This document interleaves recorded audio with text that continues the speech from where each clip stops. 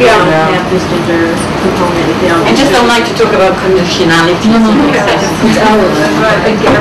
But unless the donor countries organize and communicate, you will never reach your goal. Never.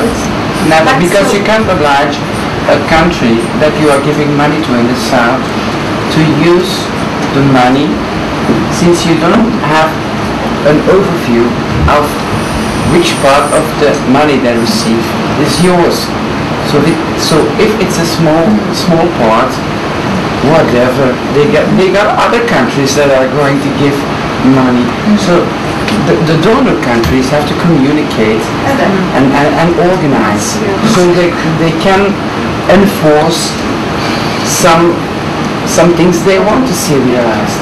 Well, what about the funding mechanisms, the funds that they contribute to that then distribute to the various countries? For instance, like the adaptation funds, that's important ones in the UNFCCC, and ensuring that funding mechanism has this gender component, or the other fund, like this World Bank Fund that everyone seems to be contributing to, this climate change fund or whatever, but making sure that like these various funding mechanisms that are avenues for that are giving to these countries have that stipulation, instead of maybe bring it from, I mean, USAID or the various, out of all these various conventions should have a stipulation as well.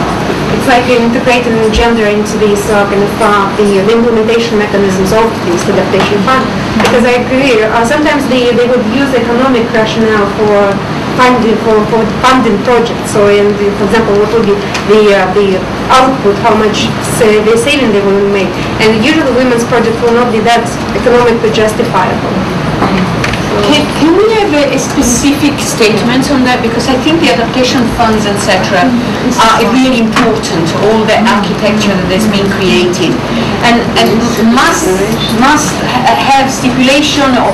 I think there is some wording in the declaration, but we have to look at it when we discuss the declaration. I think, and we need to be very specific. I think down to the percentage, if you like, because if it remains a kind of they must be nice to women in the funds, well, nothing much is going to happen. But I know that also there are. I have seen references to very specific demands in that, but I don't have to say back to my knowledge. No, it's not specifically there, so you're right. What does it say? Well, I think we should talk of international finance facilities, and then EC, the adaptation funds. UNFCCC financial mechanisms and instruments must mainstream gender and the gender perspective into their principles and guidelines for design, implementation, proposal drafting, and monitoring and evaluation systems. So that's in the declaration already. You don't have to write it because it's if I put it like this, we will remind ourselves of it. And something about the governments and donors' responsibility to finance. That's an important one. To finance adaptation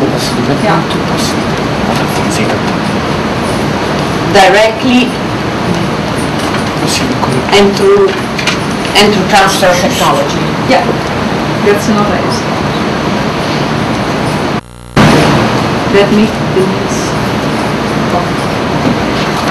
maybe when we go through the declaration, internationally that will be disputed to say it's a joint responsibility. We cannot agree on the Paris principles of ownership and alignment and then come in and say, but in this case, you have to finance directly. So what about in another case where it's food supply or poverty eradication? There no.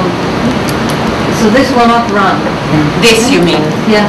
It's, I mean, yes, there's a contradiction to the principles that have been agreed upon and just kind of worked on, and I mean, that's a big advantage from Paris to Accra. Accra really looks as well as participation of civil society, and it's very particular towards it.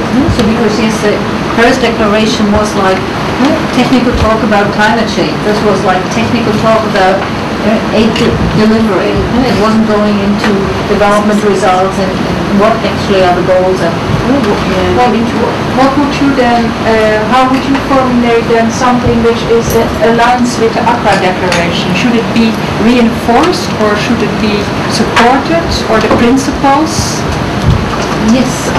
Maybe that's something. I mean, unfortunately my computer went down. I go and get the paper, because it very clearly says that governments and donor partner or donor countries will ensure that all their policies and strategies comply with their international or the individual and international commitments on gender equality, human rights, and environmental sustainability. And if that's all their strategies, then any strategy on climate change is included. You can't take it off. And that means this commitment has been made, and if we take that commitment here to say, okay, apply, that's para 13C, I know the para. I can give you the example. Maybe if you give us a sentence. Yeah, a little bit later, that would be very helpful. But you can cover this to some extent. Yeah, that would be very useful. And there's one to fragile states reference that clearly says should any strategy on intervention of fragile states should respond to the vulnerability, plus as well the participation of women. So should respond to the needs and particular participation. This can easily be uplifted from fragile situations, because what are they in when they are hit by natural disasters? Are we already moving from this collection of kind of random things to actually addressing the declaration as it stands? I think so, almost. Or did you capture the costing part? I haven't. Why? I insist on it. I tell you why. We have for years been lobbying for gender mainstreaming and for more financing, and we have gotten nowhere. No. When we look at the environment, they've come up with figures very quickly. And because they demanded exact figures, high figures, not peanuts. No, I mean, I'm just saying, women's groups are decent. They ask for just this little bit to meet the bottleneck, and that's it. And so it's played down like this is not really a charge. It doesn't cost anything. So we're not getting anywhere.